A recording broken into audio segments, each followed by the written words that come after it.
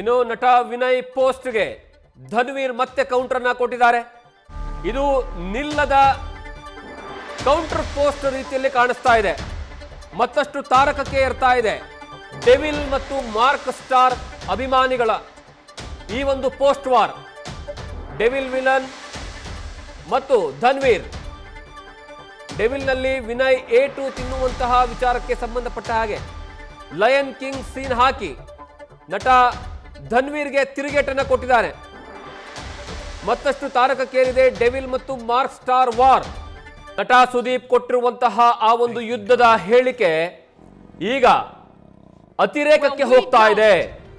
ಅವರ ಅಭಿಮಾನಿಗಳಾಗಿರಬಹುದು ಅಥವಾ ಏನಂದ್ರೆ ಅವರ ಪರವಾಗಿ ನಿಂತಿರುವಂತಹ ಸ್ಟಾರ್ ನಟರು ಸಹ ತಮ್ಮದೇ ಆದಂತಹ ರೀತಿಯಲ್ಲಿ ಪೋಸ್ಟ್ ಅನ್ನ ಮಾಡ್ತಾ ಇದ್ದಾರೆ.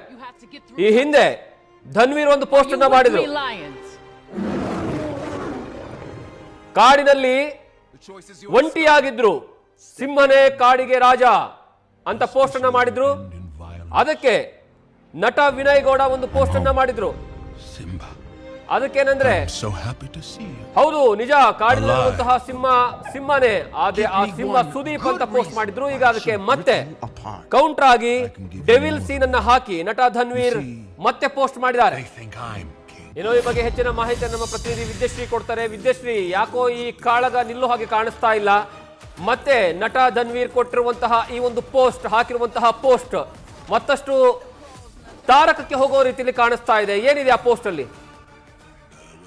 ನಿಜ ಜಗದೀಶ್, ಇದು ಇಲ್ಲಿಗೆ ನಿಲ್ಲೋ ಹಾಗೆ ಕಾಣಿಸ್ತಾ ಇಲ್ಲ. ಯಾವ್ದಾದ್ರೂ ಒಂದ್ ಕಡೆ ಆದ್ರೂ ಸೈಲೆಂಟ್ ಆಗ್ಬಿಟ್ರೆ ಆ ನಂತರದಲ್ಲಿ ಆ ಯುದ್ಧ, ಫ್ಯಾನ್ ವಾರ್ ಸ್ಟಾಪ್ ಆಗುತ್ತೆ ಅಂತ ನಾವು ಅನ್ಕೊಳ್ಬಹುದಾಗಿತ್ತೇನೋ. ಆದ್ರೆ ಇದು ಕೇವಲ ಫ್ಯಾನ್ ವಾರ್ ಆಗಿ ಉಳಿದಿಲ್ಲ ಜಗದೀಶ್. ಸ್ಟಾರ್ ವಾರ್ ಅಂದ್ರೆ ಸ್ಟಾರ್ಗಳ ಇನ್ವಾಲ್ವ್ಮೆಂಟ್ ಇದ್ರಲ್ಲಿ ಆಗ್ತಾ ಇದೆ. ಅಂದ್ರೆ ನಟರ ಆಪ್ತರ ಇನ್ವಾಲ್ವ್ಮೆಂಟ್ ಆಗ್ತಾ ಇರೋದಿದೆಯಲ್ಲ, ಇದು ಕಿಚ್ಚನ್ನ ಮತ್ತಷ್ಟು ಜಾಸ್ತಿ ಮಾಡ್ತಿದೆಯೇ ಹೊರತು ಕಡಿಮೆ ಮಾಡ್ತಾ ಇಲ್ಲ. ನಟ ಧನ್ವೀರ್ ಅವ್ರು ನಮ್ಗೆ ಗೊತ್ತಿದೆ, ದರ್ಶನ್ ಅವರಿಗೆ ಪರಮ ಆಪ್ತ.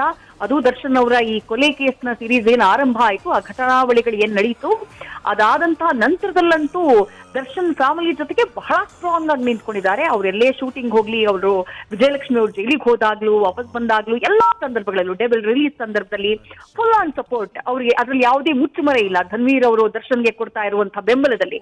ಮತ್ತೊಂದ್ ಕಡೆ ವಿನಯ್ ಗೌಡ ಇವತ್ತು ನ್ಯೂಸ್ ಫಸ್ಟ್ಗೆ ಅವರು ಮಾತನಾಡಿದ್ದನ್ನ ನಾವು ಗಮನಿಸಬೇಕು. ಅದಾದ ನಂತರ ಬಂದಿರುವಂತಹ ಪೋಸ್ಟ್ ಇದು ಜಗದೀಶ್. ಫಸ್ಟ್ಗೆ ವಿನಯ್ ಗೌಡ ಅವರೊಂದು ಪೋಸ್ಟ್ ಮಾಡಬೇಕು ಅಂತಿರ್ಲಿಲ್ಲ, ಯಾಕಂದ್ರೆ ಮುಗಿಸಿರ್ತಾರೆ ಧನ್ವೀರ್. ಅದು ಇವತ್ತು ಹಾಕಿದಂತಹ ಪೋಸ್ಟ್ ಅಲ್ಲ, ಮೊನ್ನೆ ಹಾಕಿದಂತಹ ಪೋಸ್ಟ್ ಧನ್ವೀರ್ ಹಾಕಿತ್ತು.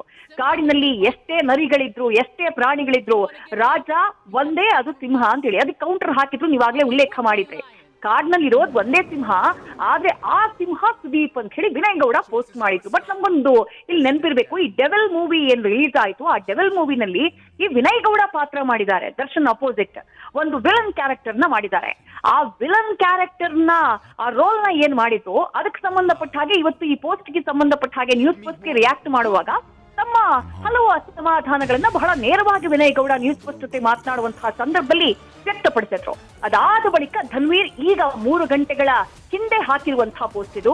ಒಂದು ನೀವಾಗ್ಲೇ ಉಲ್ಲೇಖ ಮಾಡಿದ್ವಿ, ಲಯನ್ ಕಿಂಗ್ ನ ಪೋಸ್ಟ್, ಅದನ್ನ ನಾವು ಗಮನಿಸ್ತಾ ಇದ್ದೀವಿ. ಆ ಸಿನಿಮಾದ ಒಂದು ಸೀನ್ ಅಂದ್ರೆ ಸಿಂಹ ಹಾಗೆ ಆ ಮತ್ತೊಂದು ಸಿಂಹ ಹೇಗಿದೆ ನೋಡೋದಕ್ಕೆ, ತುಂಬಾ ವೀಕ್ ಆಗಿದೆ, ತುಂಬಾ ಕೃಷು ಆಗಿದೆ, ತುಂಬಾ ವಯಸ್ಸಾಗಿರೋ ಹಾಗೆ ಕಾಣಿಸ್ತಾ ಇದೆ. ಅಂದ್ರೆ ನೇರವಾಗಿ ಸುದೀಪ್ಗೆ ಆ ರೀತಿಯ ಕೌಂಟರ್ ಕೊಟ್ಟಿದ್ದಾರೆ. ಕಾಡಿಗೆ ಸಿಂಹನೇ ರಾಜ, ಮತ್ಯಾರೋ ಎಲ್ಲ ಹಿಂದೆ ಮುಂದೆ ಬಂದು ಇದ್ರೂ ಕೂಡ ಅವರೆಲ್ಲ ಬಹಳ ವೀಕು ಅನ್ನೋ ಅರ್ಥದಲ್ಲಿ ಮತ್ತೊಂದು ಸ್ವಲ್ಪ ಕಿಚ್ಚು ಹಚ್ಚುವಂತಹ ಕೆಲಸ ಧನ್ವೀರ್ ಕಡೆಯಿಂದ ಆಗಿದೆ. ಮತ್ತೊಂದು ಪೋಸ್ಟ್, ಅದೇ ಡೆವಿಲ್ ಸಿನಿಮಾದ ಟ್ರೈಲರ್. ಆ ಟ್ರೈಲರ್ ನಲ್ಲಿ ವಿನಯ್ ಗೌಡಗೆ ದರ್ಶನ್ ಹೆದರಿಸುವಂತಹ ಅಥವಾ ಹೊಡೆಯುವಂತಹ ಒಂದು ಸೀನ್ ಏನಿದೆ, ಅದೊಂದು ಫೈಟ್ ಸೀಕ್ವೆನ್ಸ್ ಬರುತ್ತೆ. ಆ ಸೀಕ್ವೆನ್ಸ್ ನ ಕ್ಲಿಪ್ ಅನ್ನ ಹಾಕಿ ನಿಮ್ಗೆ ಏನ್ರೋ ಪ್ರಾಬ್ಲಮ್ ಎಲ್ಲಿ ಹೋದ್ರೂ ಬರ್ತೀರಲ್ಲ ಅನ್ನುವಂತಹ ಡೈಲಾಗ್. ಅಂದ್ರೆ ಡೈರೆಕ್ಟ್ ಹಿಟ್ಟು ವಿನಯ್ ಗೌಡಂಗೆ. ಅಲ್ಲಿಗೆ ಇದು ಫ್ಯಾನ್ಗಳ ಮಟ್ಟದಲ್ಲಿ ಉಳಿದಿಲ್ಲ ಜಗದೀಶ್. ಫ್ಯಾನ್ಗಳು ಸೋಷಿಯಲ್ ಮೀಡಿಯಾದಲ್ಲಿ ಜಗಳ ಆಡ್ಕೊಂತಿದ್ದಾರೆ. ಅದನ್ನ ಶಾಂತಿ ಮಾಡೋಕೆ ಬ್ಯಾಲೆನ್ಸ್ ಆಗಿರುವಂತಹ ನಟರು ಎಷ್ಟೇ ಪ್ರಯತ್ನ ಪಟ್ಟರು ಅದು ಸಾಧ್ಯ ಆಗ್ತಾ ಇಲ್ಲ. ಮಾರ್ಕ್ ಸಿನಿಮಾದ ಪ್ರೆಸ್ ಮೀಟ್ ನಲ್ಲೇ ಸುದೀಪ್ ಅದಕ್ಕೆ ಸ್ಪಷ್ಟನೆಯನ್ನ ಕೊಟ್ಟರು, ನಾನು ಹೇಳಿದ್ದು ಅವ್ರಿಗಲ್ಲ, ನಾನು ಪೈರಸಿಗೆ ಹೇಳಿದೆ ಅಂತ ಹೇಳಿ. ಬಟ್ ಅಭಿಮಾನಿಗಳಿಗೆ ಅದು ಅರ್ಥ ಆಗಿದೆ ಯಾರಿಗೆ ಯಾವ ರೀತಿಯ ಸುದೀಪ್ ಕೌಂಟರ್ ಕೊಟ್ರು ಅಂತ ಹೇಳಿ.